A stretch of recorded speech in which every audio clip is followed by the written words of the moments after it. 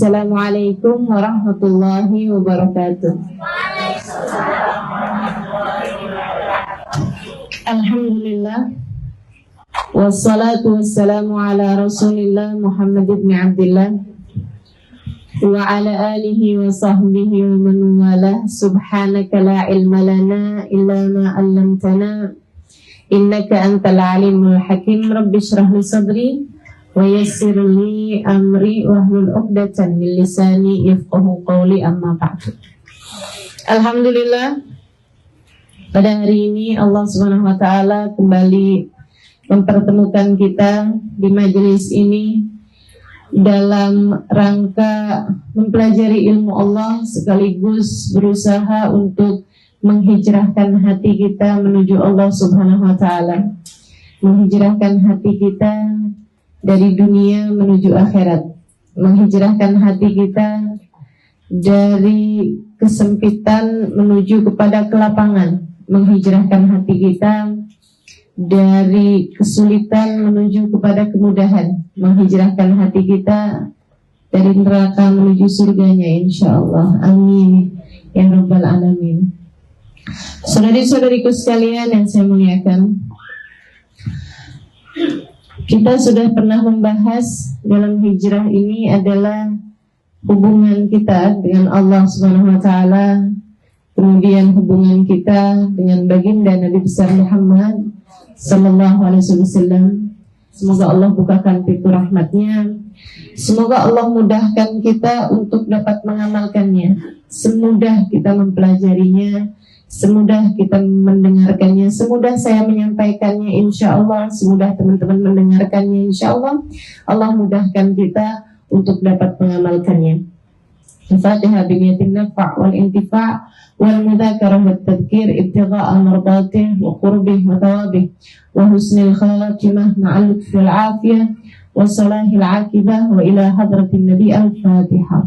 Rasulullah sallallahu alaihi wasallam mengatakan, akmalul mu'minina imanan ahsanuhum khuluqa. Orang yang paling sempurna keimanannya adalah orang yang paling baik akhlaknya. Dalam hadis yang lain Nabi Muhammad mengatakan, la yu'minu ahadukum hatta yuhibba li akhihi ma yuhibbu li nafsihi minal khair. Tidaklah sempurna iman seseorang, tidak beriman seseorang sampai ia dapat mencintai orang lain seperti mana sesuatu yang ia cintai untuk dirinya sendiri. Suka terhadap orang lain sesuatu yang dia suka untuk dirinya sendiri. Minal khair, dari kebaikan. Saudara sekalian yang saya muliakan, ada banyak sekali hadis-hadis yang menggabungkan antara akhlak yang solehah dengan iman. Banyak sekali. Man kana yu'minu billahi wal yawmil akhir falyukrim jarah. Man kana yu'minu billahi wal yawmil akhir falyaqul khairan aw liyasmut. Siapa yang beriman kepada Allah dan hari akhir, hendaklah dia memuliakan tetangganya. Memuliakan tetangga kan bagian dari akhlak. Man kana yu'minu billahi wal yawmil akhir falyukrim dhaifah. Siapa yang beriman kepada Allah dan hari akhir, hendaklah ia menghormati tamunya. Siapa yang beriman kepada Allah dan hari akhir, hendaklah ia berkata benar, berkata baik, atau kalau tidak diam. Antara iman sama akhlak ini seringkali digabungkan. Seringkali Allah Subhanahu wa taala menjadikannya sama. Maksud saya seperti ini. Allah tidak berkata siapa yang beriman kepada Allah dan hari akhir, hendaklah ia banyak membaca Al-Quran. Itu kan sesuatu yang jelas. Baca Al-Quran hubungan langsung antara kita dengan Allah, hubungan langsung antara kita dengan hari akhir. Al-Quran akan menjadi pemberi syafaat bagi kita di hari akhirat. Itu semua kita sudah memahaminya. Siapa yang beriman kepada Allah dan hari akhir, hendaklah dia tidak meninggalkan sholat misalnya. Itu sesuatu yang kita dapat mudah memahaminya. Tapi ini Nabi Muhammad mengatakan siapa yang beriman kepada Allah dan hari akhir, hendaklah ia memuliakan tetangganya. Ini kan antara iman dengan akhlak, begitu ya. Kenapa seringkali digabungkan? Karena ternyata orang yang paling mulia akhlaknya adalah orang yang paling sempurna keimanannya. Orang yang sempurna keimanannya di sini maksud saya adalah orang yang tidak lagi melihat si fulan sebagai si fulan. tapi melihat si fulan sebagai hambanya Allah. Saudaraku sekalian yang saya muliakan, ketika kita punya bos, kita punya atasan, kita misalnya bekerja di sebuah perusahaan, kita punya atasan yang sangat kita muliakan, sangat kita hormati, sangat kita harapkan dia nggak memecat kita, nggak mem-PHK kita. Orang yang begitu baiknya luar biasa, sering kasih kita bonus, sering kasih kita hadiah dan lain-lain sebagainya. Satu hari misalnya, dia kemudian bilang sama kita, saya akan kirimkan sama kamu utusan saya, atau anak saya atau siapapun, untuk untuk kamu beri dia sesuatu, misalnya gitu ya, untuk ngobrolin masalah apa misalnya atau apapun. Ketika dia datang, kita tidak melihat dia sebagai si fulan itu, mau anaknya kecil kek, ternyata yang dikirim adalah orang anak kecil misalnya gitu ya, atau misalnya orang yang dikirim itu orang yang cacat misalnya, atau yang dikirim itu orang yang seperti apapun. Kita ngadepin dia nggak sama dengan ketika kita ngadepin, mohon maaf nih, ceritanya yang dikirimin rada-rada budak misalnya kita kalau ngadepin orang budak kan suka rada naik darah kan gitu ya, kita ngomong gini, apa maksud saya begini loh, apa misalnya gitu kan naik darah tuh. Tapi ketika kita ingat bahwa ini adalah utusan dari bos saya, ini adalah orang yang nanti akan menyampaikan kepada bos kita apa yang kita sampaikan, bagaimana perlakuan kita kepadanya, sehingga nanti akan bermasalah bukan sama dianya, tapi masalah sama bosnya. Kita akan lebih berakhlak kepada dia, bukan begitu? Kita akan muliakan dia, budak-budak, tapi kita bilang, maksud saya seperti ini, gimana kalau saya tulis aja misalnya. Atau ada cara-cara yang manis kita akan perbuat kepada orang tersebut, bukan karena kita lihat dianya, tapi karena kita lihat yang mengutusnya. Saudariku sekalian yang saya muliakan, ada banyak hamba-hamba Allah SWT berakhlak begitu mulianya, karena mereka tidak melihat kepada orang yang dia berakhlak dengannya, akan tetapi dia melihat kepada siapakah Tuhan mereka semuanya.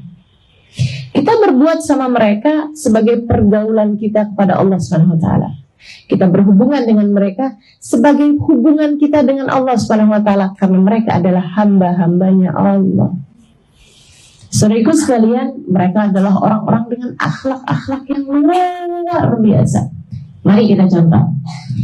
Baginda kita Nabi besar Muhammad SAW, manusia yang paling mengajarkan kepada kita akhlakul karimah, manusia yang paling mengajarkan kita budi pekerti paling luhur, maha luhur, paling indah, luar biasa.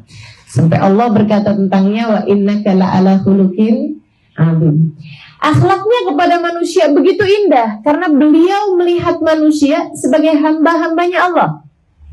Dan beliau adalah seorang yang diutus Allah SWT untuk menyampaikan agama. Beliaunya merupakan perwakilan Allah, dan beliau melihat hamba-hambanya ini sebagai hamba-hambanya Allah SWT. Beliau lihat manusia yang ada di sekelilingnya hamba-hambanya Allah. Sampai-sampai Nabi Muhammad SAW tidak pernah terdengar memaki orang, tidak pernah terdengar seumur hidupnya mencaci orang, tidak pernah terdengar seumur hidupnya berkata kasar tentang orang lain. Bukan hanya kepada orang, bukan hanya kepada orang, bahkan ma'aban Nabi ta'aman qat, Nabi tidak pernah mencela bahkan makanan sekalipun. Ini ishtahu akalah wa in karihahu taraka.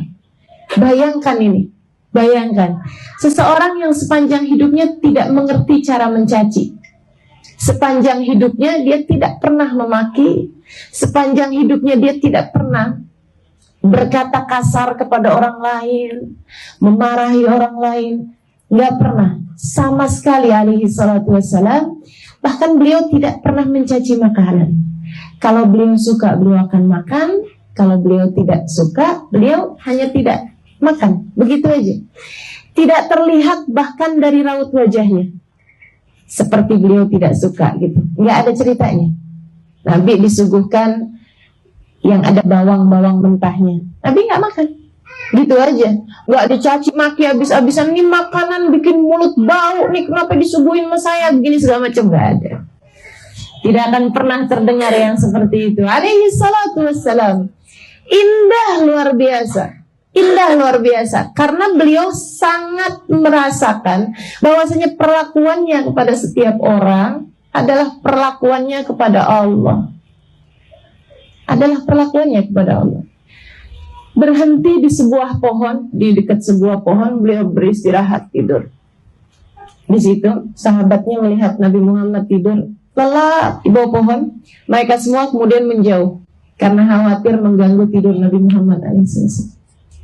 Datang musuh Allah yang namanya Da'tu. Dia ambil pedangnya Nabi yang memang tergeletak di situ. Dia buka pedang Nabi itu, dihadapkan kepada Nabi Muhammad SAW. Yahudi, penuh kebencian kepada Nabi. Pas di leher Nabi Muhammad SAW. Ya Muhammad. Nabi buka mata, pedang pas di lehernya. Manil ladzi yansuruk in qataltuka fi hadzal makan. Siapa yang bisa tolong kamu kalau kamu aku bunuh di tempat ini? Subhanallah, Nabi melihat pedang di situ, Nabi melihat Da'tur di situ, faham urusan bahwa ini adalah drama dengan sebuah skenario yang sutradaranya adalah Allah yang telah mengutusnya.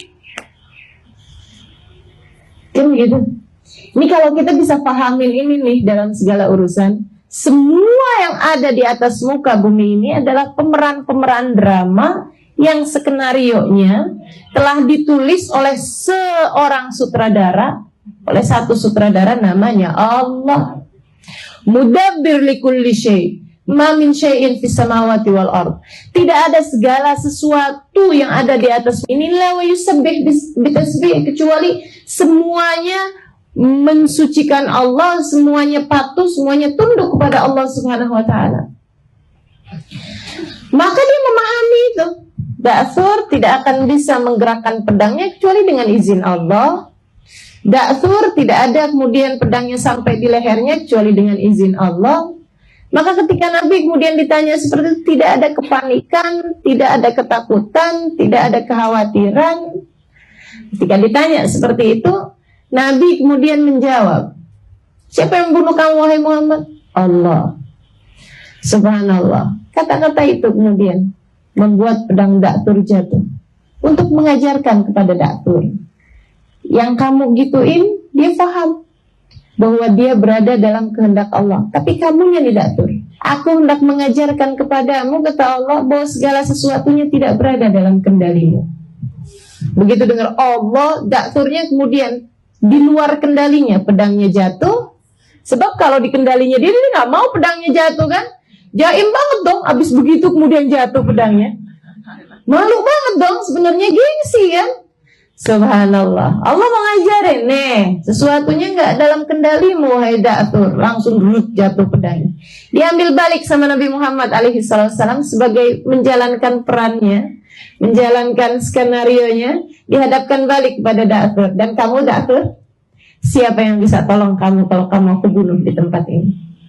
Nggak ada Muhammad, kecuali jika kamu mau memaafkanku. Da'tur melihat Nabi Muhammad sebagai seseorang bernama Muhammad. Dia tidak melihat Nabi Muhammad sebagai seorang hambanya Allah Subhanahu wa ta'ala yang menjalankan peran. Makanya Da'tur ketika ditanya siapa yang bisa tolong kamu, dia nggak jawab Allah Muhammad. Kan nggak gitu, karena dia nggak ada Allah dalam hatinya. Teman-teman saudaraku sekalian, Nabi kemudian menyarungkan kembali pedang tersebut ke tempatnya, ke sarungnya, kemudian berkata, pergilah, aku sudah memaafkanmu. Orang-orang yang menjadi begitu pemaaf, begitu mudah memaafkan kesalahan orang, tidak sibuk melihat si fulan sebagai si fulan, si faltan sebagai si faltan, bu ini, bu itu, bu ini, bu itu, mas ini, mas itu, abang ini, abang itu, ini, dia nggak lihat itu. Tapi ngelihatnya sebagai hamba-hambanya Allah Subhanahu wa ta'ala. Mereka adalah pemilik akhlak-akhlak paling terpuji di atas muka bumi ini. Mereka adalah hamba-hamba paling tercintanya Allah Subhanahu wa ta'ala di atas muka bumi ini. Berhubungan dengan siapapun sebagai hubungannya dengan Allah Subhanahu wa ta'ala. Saudaraku sekalian yang saya muliakan, Ketika engkau menghijrahkan hatimu kepada Allah, mulailah belajar ini. Mulailah belajar bahwa setiap manusia yang ada di atas muka bumi ini adalah hamba-hambanya Allah. Tidak akan ada yang bisa memberikan bahaya kepadamu kecuali dengan izin Allah. Tidak ada yang bisa memberikan kemanfaatan kepadamu kecuali dengan izin Allah. Sehingga tidak ada kemudian kita menjadi begitu tawadhu kepada orang kaya karena kekayaannya. Kita tidak akan kemudian menghina orang miskin karena kemiskinannya, karena kita paham kaya miskin pengaturnya satu, hina mulia pengaturnya satu. Kita bahkan tidak kemudian menjadi sangat berlebih-lebihan kepada ahli taat kepada Allah Subhanahu wa taala, dan kita kemudian tidak menghinakan ahli maksiat pada Allah Subhanahu wa taala karena kita paham segala sesuatunya adalah milik Allah. Kita tidak akan kemudian melihat orang ahli maksiat ini, na'udzubillah min dzalik, ini neraka kangennya sama dia nih. Enggak begitu kemudiannya, karena paham sekarang dia kerjain maksiat, akan begitu mudah bagi Allah untuk memberikan jalan taat jika Allah menghendakinya. Jika Allah menghendakinya. Dan ketika saya sekarang dimudahkan untuk mengerjakan taat pun begitu mudah bagi Allah jika hendak mencabut hidayah itu kembali, sehingga kemudian menjadikan kita sebagai ahli maksiat seperti dia itu. Maka bagaimana mungkin saya mencaci sesuatu yang mungkin untuk menjadi saya di kala yang lain. Maka ketika kemudian melihat maksiatan, melihat orang berbuat maksiat, dia hanya akan berdoa, ya Allah, berikanlah hidayahmu kepadaku dan kepadanya. Ya Allah, jangan pernah cabut hidayah yang kau telah anugerahkan kepadaku, dan karuniakanlah hidayah tersebut kepadanya, ya Allah. Hamba-hamba yang berhubungan dengan Allah SWT ketika ia berhubungan dengan sesama manusia, maka kemudian muamalahnya kepada Allah menjadikan dia bermuamalah yang baik kepada orang-orang yang Allah perintahkan dia untuk berbuat baik kepada orang tersebut. Misalnya Allah secara khusus memerintahkan kepada kita untuk berbuat baik kepada semuanya, tapi Allah bilang, anishkurli wali walidayk, terima kasihlah kepadaku. Oh pasti ya Allah, bukankah segala sesuatunya engkau yang memberikan? Tapi kata Allah, wali walidayk, terima kasih pula lah kepada orang tuamu. Dia kemudian orang-orang yang akhlaknya terpuji, yang muamalahnya kepada setiap manusia adalah muamalahnya kepada Allah, dia akan berterima kasih kepada orang tuanya, bukan atas yang apa yang dilakukan orang tuanya, tapi karena Allah memerintahkannya untuk berterima kasih kepada orang tuanya. Dia akan berusaha berbakti kepada orang tuanya, bukan karena siapa orang tuanya,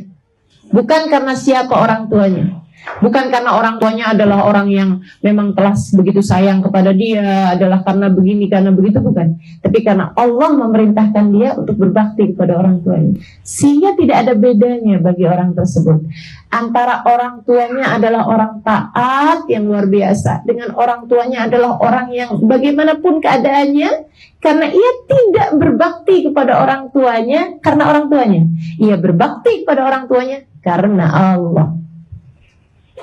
Semoga bisa dipahami dengan mudah, saudaraku sekalian, karena ini sangat penting. Dan ini yang sangat menjadikan kita orang-orang yang beriman kepada Allah berbeda dengan yang lain-lain. Segala kemuliaan akhlak yang kau lihat dalam diri siapapun, gitu ya, itu disebabkan karena ia memahami hal ini.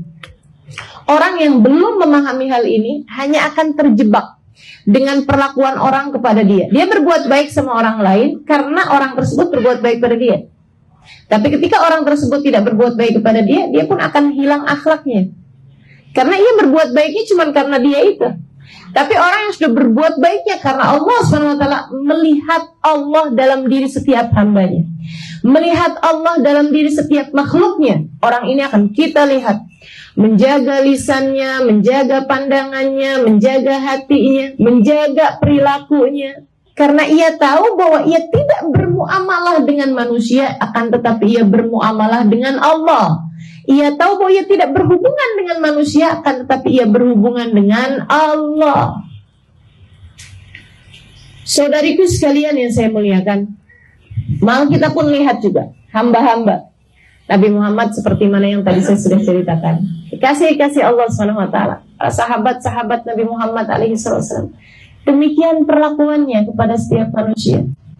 Ia melihat Allah dalam diri setiap manusia. Saudaraku sekalian yang saya muliakan, ada satu kisah menarik yang saya juga tuliskan di buku Pilar Cahaya tentang Sayyidina Abu Bakar As-Siddiq alaihi ridwanullah yang diceritakan oleh Sayyidina Umar bin Khattab alaihi ridwanullah. Sayyidina Umar satu ketika dia ada lihat Sayyidina Abu Bakar ini setiap pagi hari habis beres-beres urusan masjid, habis beres-beresan urusan rumahnya, selalu pergi ke satu tempat yang cukup terpencil, yang cukup keluar dari daerah pemukiman Mekah, daerah pemukiman Madinah maksud saya. Ada pergi gitu ya ke satu daerah terpencil, kemudian ada masuk ke sebuah rumah, membuat Sayyidina Umar merasa penasaran. Satu waktu diikuti, ternyata masuk ke sebuah rumah, pulang Sayyidina Umar. Besoknya lagi diikutin lagi, penasaran, pengen tahu nih rumahnya siapa. Apa Sayyidina Abu Bakar kawin lagi mungkin, gitu ya, naroin istrinya di istri barunya karena nggak pengen ketahuan orang-orang atau apalah gitu ya, di sebuah tempat gitu kan, atau apa mungkin, ataukah itu adalah amanat Nabi Muhammad alaihi wasallam dan hal-hal yang lainnya yang ada dalam pikiran Sayyidina Umar bin Khattab. Sampai kemudian saudariku sekalian yang saya muliakan, masuk dalam rumah tersebut, lama sekitar 1 jam kemudian Sayyidina Abu Bakar keluar dari rumah itu. Begitu Sayyidina Abu Bakar keluar, sudah kira-kiranya cukup jauh, Sayyidina Umar balik masuk ke rumah tersebut. Pengen tahu. Rumah yang sangat miskin, Papa. Rumah yang sangat-sangat miskin sekali. Subhanallah. Habis itu kemudian beliau masuk, mendapati ada seorang perempuan tua, sangat tua, buta dan sudah sangat lemah. Di sudut ruangan disamperin sama Sayyidina Umar bin Khattab. Bu, saya mau tanya sama ibu. Iya, katanya. Itu yang tadi laki-laki yang datang kemari, itu siapanya ibu? Barangkali gitu ya. Itu ternyata misalnya anak saya dari anak tiri saya misalnya begitu, atau apapun yang masih keluarga, entah itu keponakan, entah itu apa gitu. Katanya ibu tersebut, saya tidak tahu. Saya nggak tahu siapa dia. Hanya saja dari sejak waktu yang cukup lama, dia kemudian masuk ke rumah saya dan setiap hari dia bersihkan rumah saya, dia urusin saya, dia masakin buat saya. Untuk kemudian masakannya itu udah matang, dia kemudian suapin saya. Habis itu dia cucikan piringnya, dia kemudian pulang. Setiap hari dia kerjakan seperti itu untuk saya. Itu khalifahnya. Sayyidina Abu Bakar waktu itu menjabat sebagai khalifah. Khalifah itu di atasnya presiden. Kebayang, bisa begitu mulia akhlaknya. Karena dia tidak memperlakukan perempuan tersebut sebagai salah satu rakyatnya. Akan tetapi beliau memperlakukan perempuan tersebut sebagai hambanya Allah, yang dia diperintahkan untuk berbuat baik kepada setiap hamba-hambanya Allah Subhanahu wa taala. Luar biasa benar. Saudariku sekalian yang saya muliakan, Sayyidina Abu Bakar, Sayyidina Umar bin Khattab alaihi ridwanullah, ketika ia kemudian menjabat sebagai khalifah pun demikian, karena melihat perilaku-perilaku agung yang dicontohkan Nabi, perilaku agung yang dicontohkan Sayyidina Abu Bakar, beliau pun kemudian mengikutinya. Sayyidina Umar bin Khattab alaihi ridwanullah, saudariku sekalian yang saya muliakan, satu hari beliau tengah berjalan-jalan, lagi jalan-jalan, tahu-tahu di sebuah perkampungan yang cukup jauh dari perkotaan Madinah, ada laki-laki teriak-teriak. Ada laki-laki tolongin saya. Sayyidina Umar segera datangin ke situ. Kenapa, Pak? Dan Sayyidina Umar pakaiannya tidak menunjukkan bahwa beliau adalah seorang khalifah. Dan zaman itu kan juga nggak ada poster-poster. Jadi orang juga nggak terlalu tahu mukanya Umar bin Khattab itu seperti apa. Cuman kalau kemudian mereka dengar, maksudnya nama gitu ya, mereka semua akan tahu bahwa beliau adalah seorang khalifah. Tapi kan memang mereka ini adalah orang-orang yang ketika menjabat sebagai khalifah sekalipun tidak penting baginya bahwa dia adalah seorang khalifah. Tidak melihat khalifah sebagai sebuah kekuasaan, akan tetapi yang dia lihat dari situ adalah sebuah amanat yang dibebankan Allah Subhanahu wa taala kepadanya. Akhirnya kemudian, ada apa Pak? Pak, ada apa Pak? Istri saya mau melahirkan, saya nggak tahu nih mau minta tolong sama siapa, saya tidak bisa melakukannya. Kata Sayyidina Umar bin Khattab, baik Pak, sebentar ya Pak ya. Beliau pun kemudian lari. Nggak lama kemudian beliau ambil istrinya di rumah. Ada beliau punya istri yang sangat muda, adalah merupakan putri dari Sayyidina Ali bin Abi Thalib yang bernama Sayyidah Ummu Kalthum. Sayyidah Ummu Kalthum, putri dari Sayyidina Ali bin Abi Thalib, dari Sayyidah Fatimah Zahra, itu menikah dengan Sayyidina Umar bin Khattab alaihi ridwanullah. Umur pautnya sangat-sangat jauh sekali. Dan ini juga nih perhubungan yang terjadi di antara para sahabat-sahabat Nabi Muhammad alaihissalam dengan ini menikahkan anaknya dengan si ini nikahkan anaknya dengan si ini. Itu adalah merupakan menunjukkan bahwa di antara mereka saling ada menghormati, saling ada cinta, saling ada kedekatan. Tidak seperti sebagian yang orang-orang sampaikan bahwa antara Sayyidina Ali bin Abi Thalib dengan Sayyidina Umar ada ketidakcocokan, apalagi ada permusuhan. Ini orang-orang yang tidak mengenal, paham bahwasanya mereka adalah pemilik keimanan sempurna, karena mereka adalah orang-orang terdidik di bawah asuhan baginda kita Nabi besar Muhammad sallallahu alaihi wasallam. Teman-teman saudaraku sekalian yang saya muliakan, dia ambil kemudian istrinya yang adalah merupakan cucu Nabi Muhammad SAW. Sayyidina Umar kemudian bawa masuk istrinya itu, dibilang ada perempuan mau melahirkan, nggak ada bidannya, saya minta tolong kamu. Lebih wahai suamiku, lebih wahai Amirul Mukminin. Beliau kemudian masuk dan diurusin perempuan tersebut, cucu Nabi Muhammad SAW. Perempuan yang maksudnya di rumah tersebut tuh sangat-sangat sederhana, sangat-sangat miskin. Dia kemudian, istrinya ini Sayyidah Ummu Kalthum kemudian berkata kepada Sayyidina Umar bin Khattab, wahai Umar, bagaimana jika engkau menjerangkan untukku air panas untuk bersih-bersih, untuk ini apa segala macam. Dikerjakan. Sayyidina Umar bikinin air panasnya. Suaminya kebawa panik dan dia nggak sempat nanya ini siapa nih yang bantuin. Ya Allah, subhanallah. Sampai habis selesai lahir bayinya, dibersihin bayi tersebut oleh Sayyidah Ummu Kalthum. Sampai jadi cakep, bersih bayinya, apa kotor-kotorannya di situ semuanya dibersihkan. Karena orang baru melahirkan kan nggak berdaya sama sekali. Habis semuanya bersih, semuanya cakep, spraynya diganti, ini itu apa segala macam, bayinya dikasihin. Kemudian begitu lahir juga minta deh suaminya untuk mengadani, mengqomati sebagaimana yang diperintahkan oleh Nabi Muhammad SAW. Bawa keluar, diadanin, dikomatin, kemudian habis selesai dibawa masuk lagi, dikasihkan kepada perempuan tersebut. Habis selesai semuanya rapi, mereka kemudian berpamitan dan nggak kepengen juga ngasih tahu gitu ya. Apalagi dengan tambahan nanti kalau ada pemilihan lagi saya begitu mau keluar dia baru tanya, terima kasih, saya nggak tahu apa yang harus saya perbuat kalau saja kalian tidak ada di rumah ini. Kalau boleh saya tahu namamu? Sayyidina Umar mengatakan, anak Umar bin Khattab. Khalifahnya Umar bin Khattab yang itu. Umar bin Khattab yang khalifah. Dia bilang, iya betul. Dan ini istri saya, Ummu Kalthum binti Ali bin Abi Thalib, atau Ummu Kalthum bintu Fatimah bintu Nabi sallallahu alaihi wasallam. Ya Allah, luar biasa. Mengalir air mata haru. Gimana mungkin anaknya begitu lahir yang ngurusin adalah cucunya Nabi Muhammad sallallahu alaihi wasallam. Yang ngebidanin adalah khalifah, yang ngebidanin adalah cucu Nabi Muhammad, yang jerangin airnya khalifah.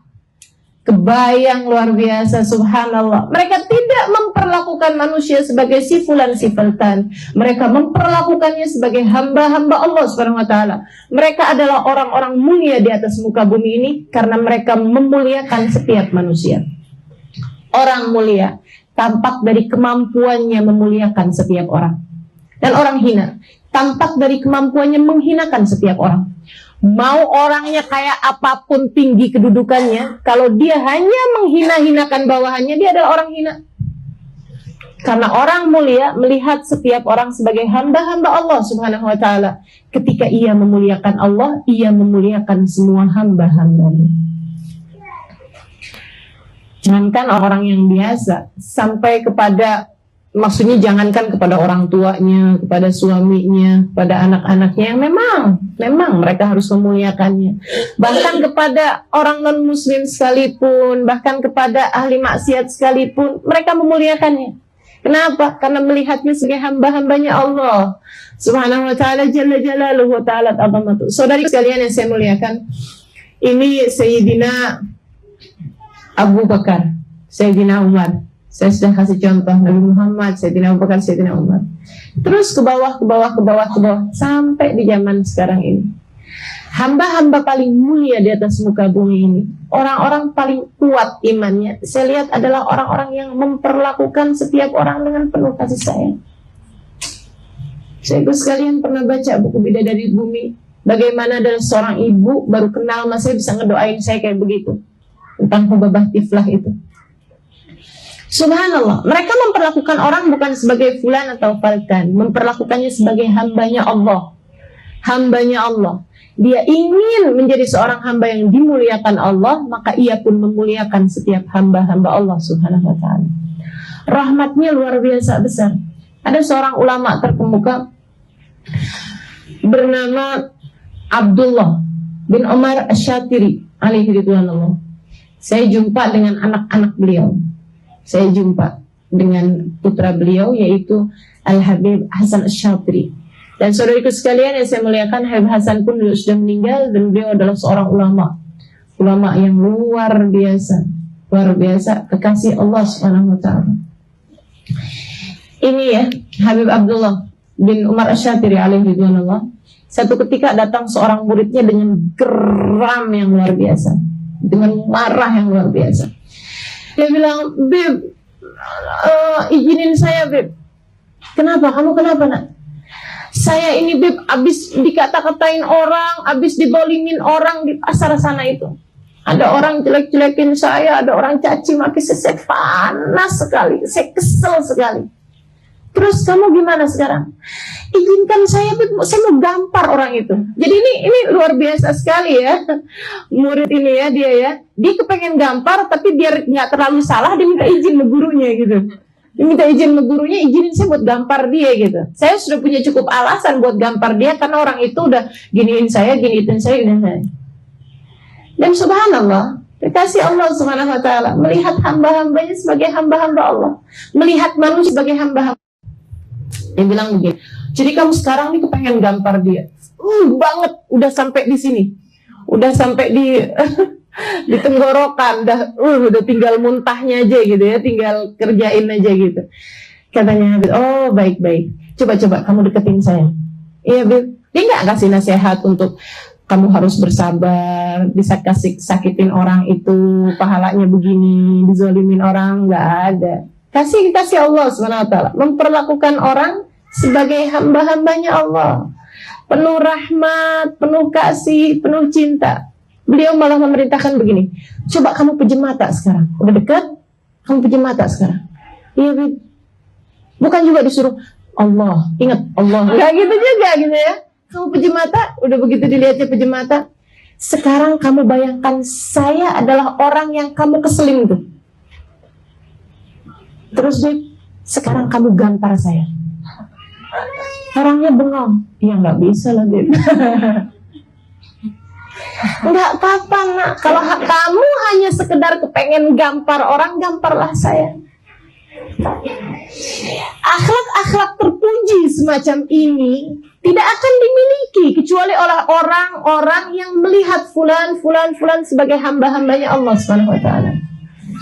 Subhanallah, subhanallah. Saya melihat mereka nih, para kekasih-kekasih Allah, dimulai dari baginda kita Nabi Muhammad, terusnya sampai zaman sekarang ini. Kekasih-kekasih Allah Subhanahu wa taala yang melihat hamba-hambanya sebagai hamba-hambanya Allah, melihat mereka sebagai orang-orang yang menjalankan skenario yang sutradaranya adalah Allah Subhanahu wa taala. Mereka itu sampai kemudian tahu persis apa yang Allah inginkan untuk mereka lakukan pada setiap orang. Pada setiap orang. Alimah, kamu keluar rumah, di sana ada orang yang sedang sangat lapar, beri makan, nak. Guru saya, Bapak Maryam, bagaimana dia bisa tahu ada orang di luar rumahnya sana yang sedang lapar? Kalau tidak karena mereka melihat setiap manusia sebagai hamba-hambanya Allah, sehingga mereka menjadi perantara rahmatnya Allah Subhanahu wa taala di atas muka bumi ini. Subhanallah, subhanallah. Dan itu nggak cuma orang di luaran sana, di Indonesia. Saya punya guru di Jawa Tengah sana, di Tegal. Satu hari saya sedang bincang-bincang sama beliau, tiba-tiba aja beliau panggil istrinya. Dia panggil istrinya, kemudian istrinya datang, dia bilang apa?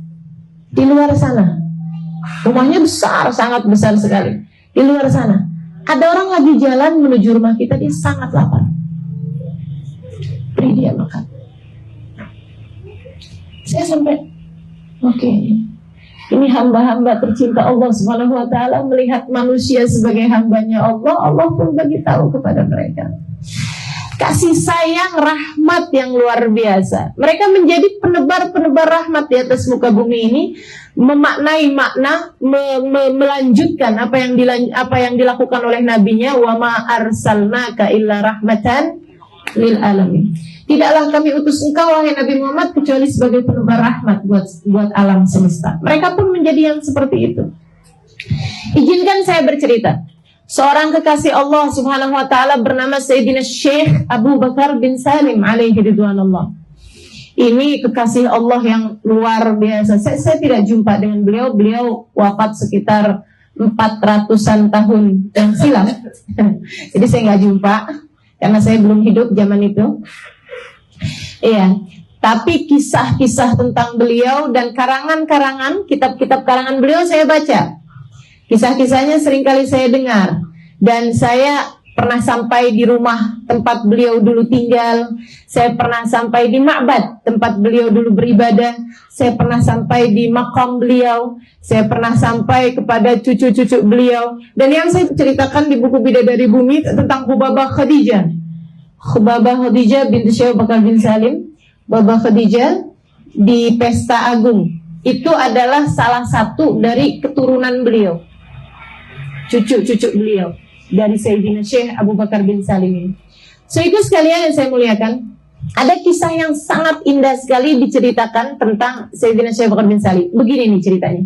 Ada seorang laki-laki yang menjadi ulama di Mekah.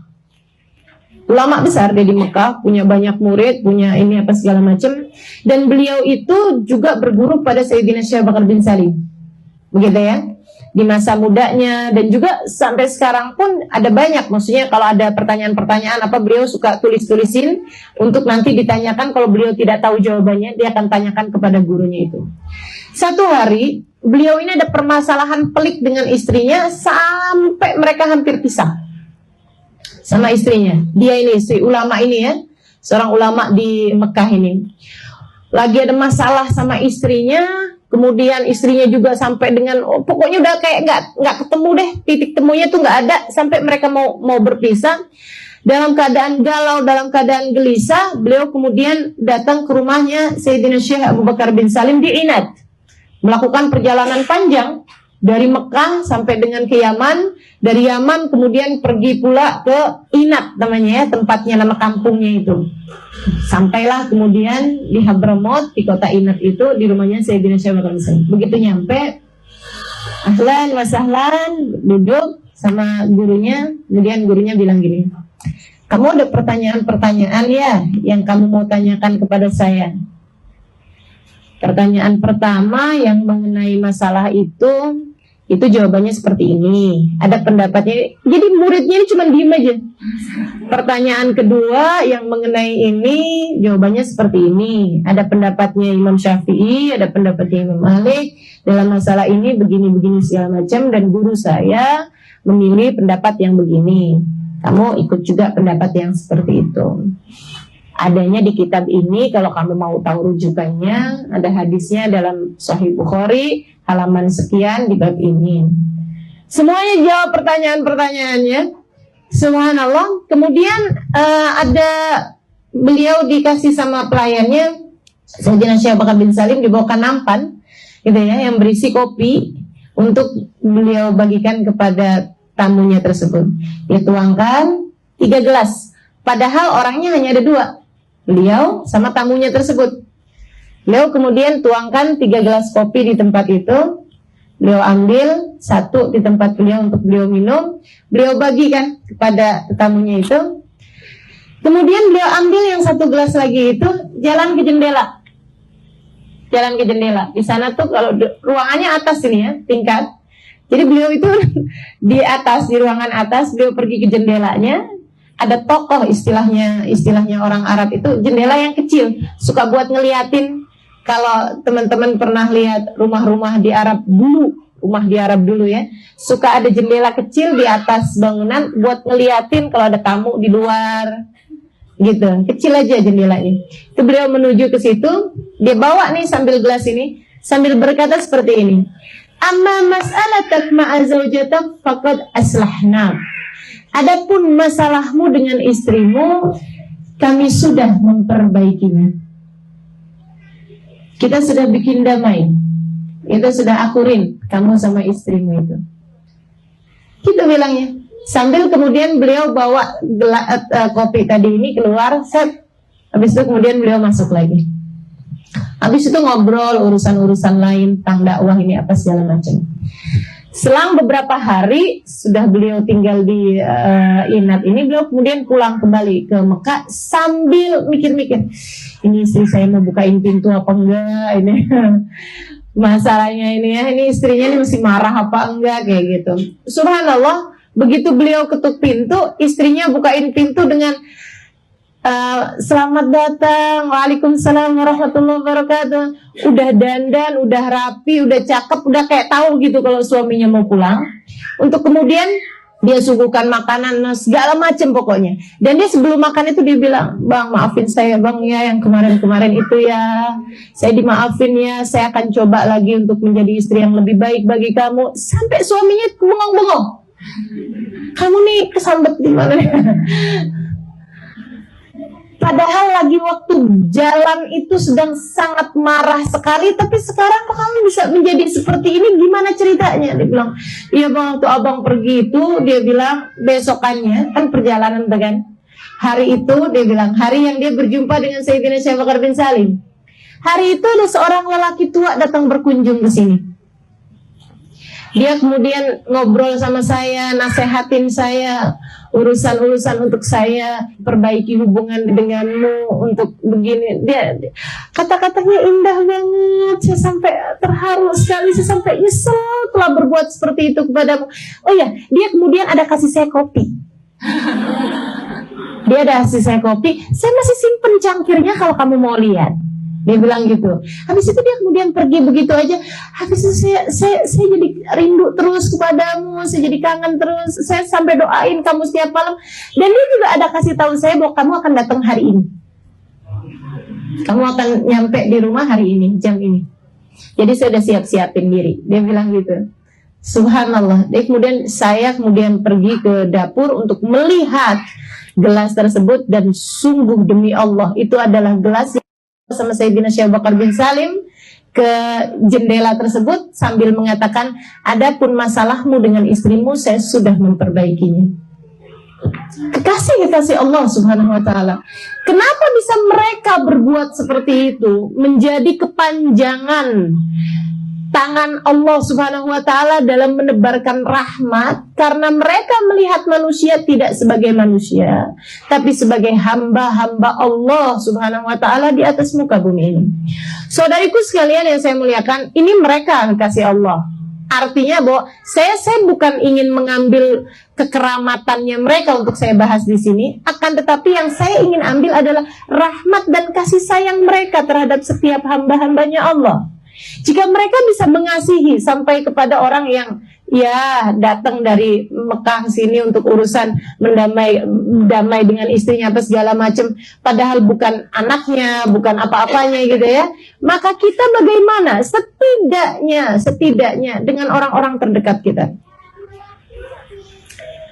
kita andai tidak bisa berbuat baik kepada setiap makhluknya Allah SWT di atas muka bumi ini, setidak-tidaknya bagaimana kabarmu dengan orang tuamu? Bagaimana kabarmu dengan suamimu? Bagaimana kabarmu dengan anak-anakmu? Bagaimana kabarmu dengan tetangga-tetanggamu? Bagaimana kabarmu dengan sahabat-sahabatmu? Adakah kau hanya akan berbuat baik kepada mereka yang telah berbuat baik kepadamu? Itu namanya bukan buat baik, itu namanya balas budi. Teman-teman saudariku sekalian yang saya muliakan, adakah engkau hanya akan memuji orang yang memang memujimu dan mencaci mereka-mereka yang kemudian berbuat jahat kepadamu? Itu namanya bukan memuji, tapi balas puji, balas budi aja. Teman-teman saudariku sekalian yang saya muliakan, yuk kita tebarkan rahmat. Ngelihat orang tua kita jangan sebagai ibu fulana, bintu fulan, bapak fulan bin fulan, tapi melihatnya sebagai orang yang Allah Subhanahu wa taala telah menjadikan mereka sebagai orang tua saya. Yang Allah perintahkan kepada saya, anishkurli wali walidaik. Berterima kasihlah kepadaku dan berterima kasihlah kepada orang tuamu. Seseorang yang Allah Subhanahu wa taala telah memerintahkan kita untuk berbuat, wahfid lahuma janaha dzulli minar rahmah. Bentangkanlah kepada kedua orang tuamu sayap-sayap kerendahan hatimu. Wala taqul lahuma uffin. Jangan pernah berani berkata kepada orang tuamu kalimat uff, kalimat kalimat Kalau saja ada kalimat lebih pendek daripada itu, Allah pasti akan menyebutkannya. Kalimat penyangkalan yang lebih pendek daripada itu, Allah nggak bilang janganlah kalian berkata kepada orang tua kalian tidak. Karena tidak masih lebih panjang daripada uff. Uff itu orang Arab yang gitu loh, yang kayaknya yang enggak deh gitu ya.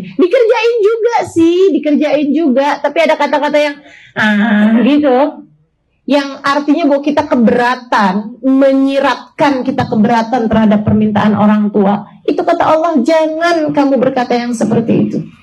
Wa qul lahuma qaulan karima. Ucapkanlah kepada kedua orang tua kalian qaulan karima, ucapan-ucapan yang dermawan. Emang ada gitu ucapan yang dermawan? Ada, itu di atas ucapan baik. Allah itu kalau sampai membahasakan kariman, qaulan kariman, ucapan yang dermawan, itu di atasnya qaulan hasanan, atau di atas qaul sidq, berkata benar, berkata baik, di atas itu. Qaul karim itu ucapan yang dermawan, yang kita kalau dapat ucapan tersebut lebih kita sukai daripada kita dikasih sesuatu oleh orang itu. Misalnya, saat suami kita berkata kepada kita, aduh saya tuh ya punya istri kamu tuh hadiah Allah paling indah dalam hidup saya. Mauan mana? Diomongin gitu sama dikasih uang 100.000. Coba saya tanya, beneran ya? Oke, omongan itu sama 1 juta, naikkan dikit.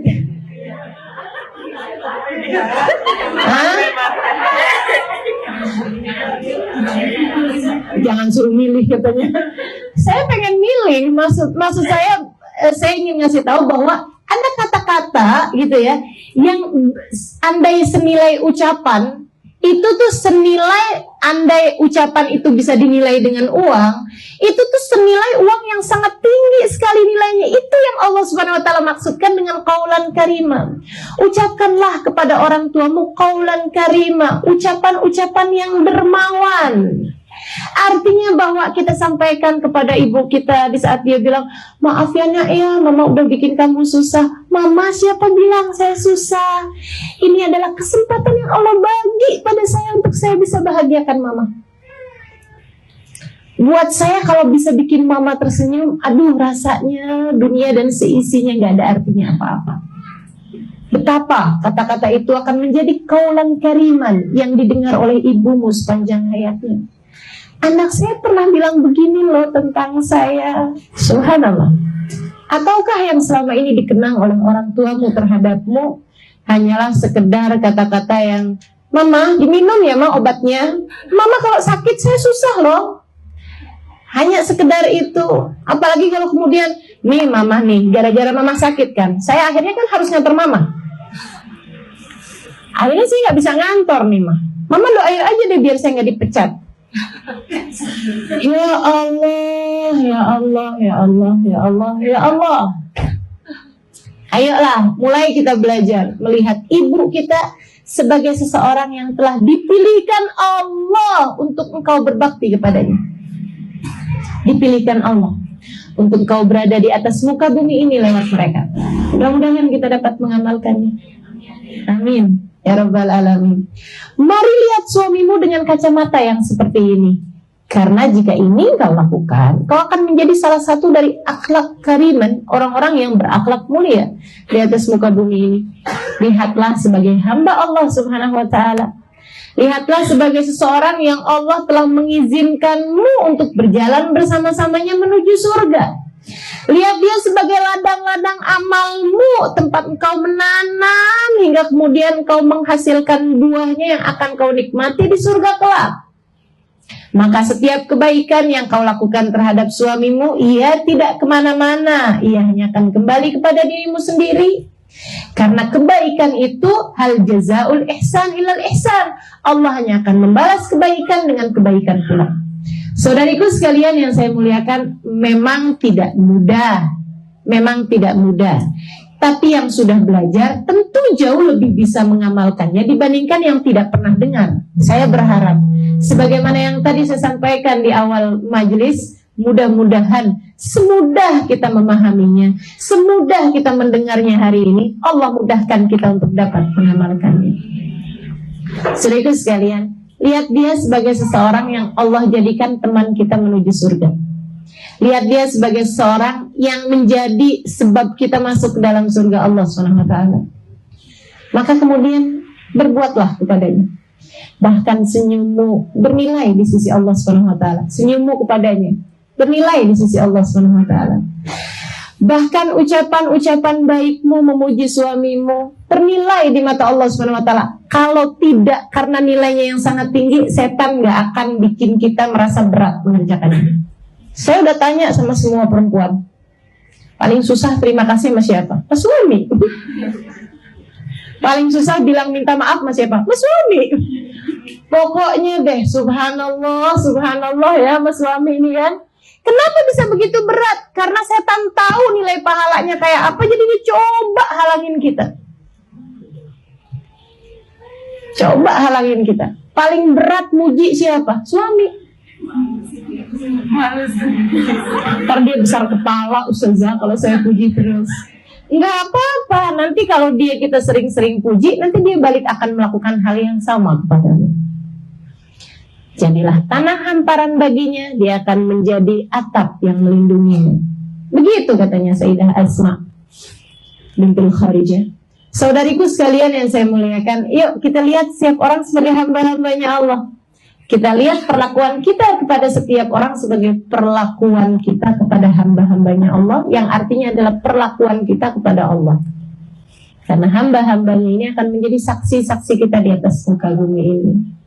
Subhanallah, subhanallah. Enak kayaknya ya kalau hidup kayak gitu ya. Yuk kita belajaran. Lihat orang pokoknya inget-ingetin diri. Hambanya Allah, hambanya Allah, hambanya Allah, hambanya Allah. Saya harus berbuat baik kepada dia. Seperti apapun dia kepada saya nggak peduli. Saya akan terus memuliakan dia. Seperti apapun dia, saya tidak peduli. Seperti apapun dia kepada saya tidak peduli. Yang saya akan pedulikan adalah perlakuan saya kepadanya. Karena kita tidak akan dibalas atas apa yang dilakukan orang lain kepada kita. Tapi kita hanya akan dibalas atas apa yang kita perlakukan kepada orang lain. Bukan begitu? Kita tidak akan dibalas atas apa yang suami kita lakukan kepada kita. Kita akan dibalas oleh Allah atas apa yang kita perlakukan terhadap suami kita. Tenang aja teman-teman saudaraku sekalian, semua kebaikan hanya akan kepadamu. Karena sebenarnya semua muamalah ini pada sejatinya adalah muamalah kita kepada Allah. Pada sejatinya adalah muamalah kita dengan surga neraka kita sendiri. Pada dasarnya semua hubungan adalah hubungan kita antara dunia dengan akhirat kita sendiri. Insya Allah mudah-mudahan kita dapat mengamalkannya insya Allah. Amin. Ya Rabbal Alamin. Lihat anak juga kayak begitu. Kita nggak cuma ngelihat dia sebagai lo anak gue, tau nggak?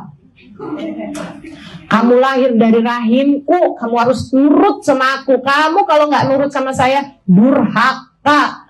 Kalau durhaka kamu masuk neraka. Ya Allah, kesiannya menjadi anaknya.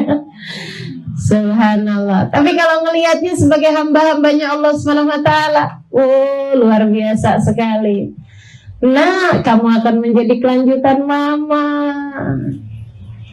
Ketika mama meninggal dunia nanti kamu akan menjadi kelanjutan mama. Subhanallah. Maka kita melihat diri kita dalam diri dia.